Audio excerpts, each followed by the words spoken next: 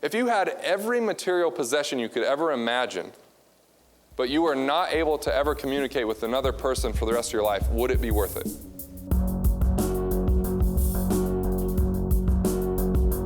Things are assets versus people are assets. This is a critical distinction in scarcity versus abundance. In scarcity, people think things are assets. This is why people love money and use people. But when you understand people are assets, you use money and love people. If you had every material possession you could ever imagine, but you were not able to ever communicate with another person for the rest of your life, would it be worth it? The only reason we even are here today and can stand on this ground is because someone took their human life value, which was a person, and built it so it could be utility for people. No one would pay for it if there was no utility to it. Things are merely tools for people. But people are the genuine assets. So I talked about this before. Consumers think that people that make profit or have wealth, it's evidence of exploitation, where in the abundance mindset, profit's the evidence of value creation. It's the receipt that there was value exchanged.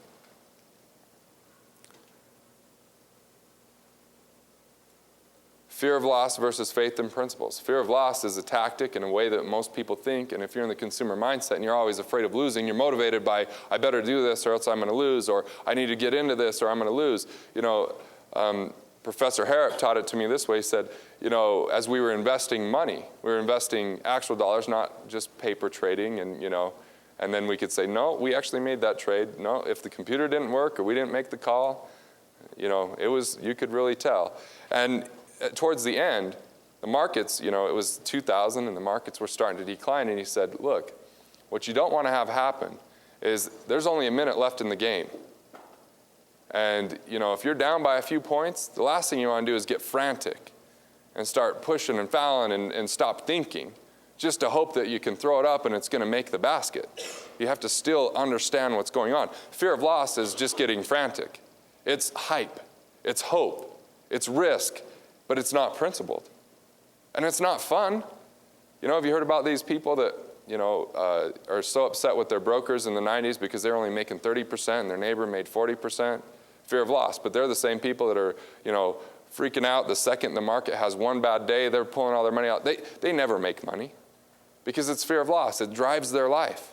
And so they hear there's appreciation, Cedar City, the housing market's going up. They want to hurry and gamble and get a house because they think they could sell it to someone else before it goes down.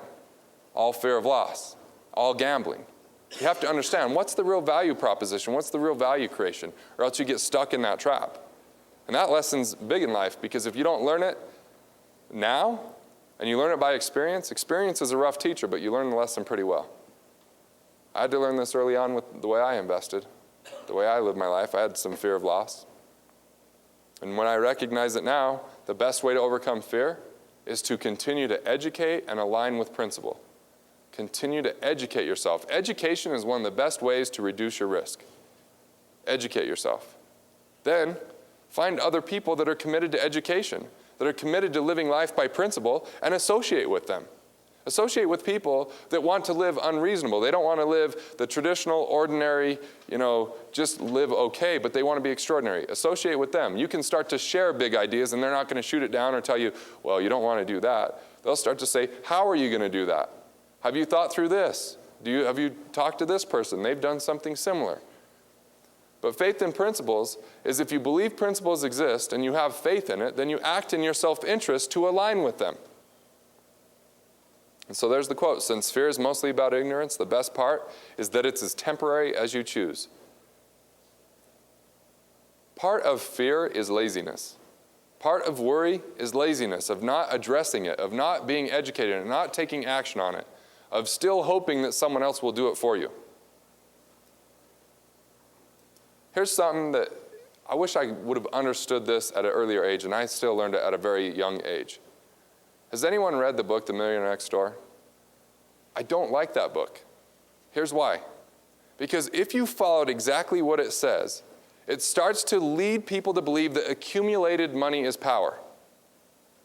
Accumulation without utilization is merely stored potential, and to me is worthless. If all you do is accumulate money the rest of your life by being cheap Everyone in here could be a millionaire if you just don't ever spend money. But also, are you going to enjoy life? Are you going to do the things that you want to do? I'll share something personal. Hopefully it's not too personal, but Professor Harrop goes and takes his kids on a great cruise every year or on a great vacation. I mean, some really elaborate ones. What if he said, well, that might really destroy our net worth, and I really want to accumulate and get all those big numbers up there? Why? So his kids can wait for him to die? I mean, it's utilization that makes the difference. Applied knowledge is the real power. If you want a lot of money, be a steward, get knowledge, do something about it. If you want to accumulate money, you're going to accumulate a bunch of dots on a piece of paper. Money is useful, but only in the right context. It's only paper. It's only a concept.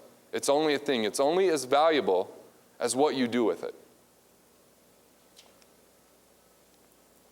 Quantity of stuff versus quality of life. Consumers just want quantity of stuff. More and more and more. Enough points on. It's like playing a game. You want to get as many points on the scoreboard, but the game never ends. Versus quality of life. This is part of focusing on people as assets, not just things. Interestingly enough, producers probably spend a lot more money than consumers combined, but they still create more value than what they consume. Calculate consequences versus commit to principles. See, sometimes we get deceived if we calculate consequences, like I was talking about earlier. You go to create value, but only conditionally, versus just being a value creator. Just commit to principles. Then see what happens. Just commit to the principles. Just live a principled life. And sometimes that's a high cost, especially in the moment. But it has a big payoff if you're willing to live that way. Always vote for principle, though you may vote alone, and you may cherish the sweetest reflection that your vote is never lost. What I'm saying is, just because something's popular doesn't make it right. Just because everyone's doing something doesn't make it right. You have to understand, is it principled? Just because it's popular doesn't mean you should follow it. There's a book written like in the 1800s called like Popular Delusions. It talks about tulip mania and all these crazy things that just social agreements. People flock to these ideas that were just ideas, and they gave it all this value and credence, and there was really nothing there other than someone hyping it up.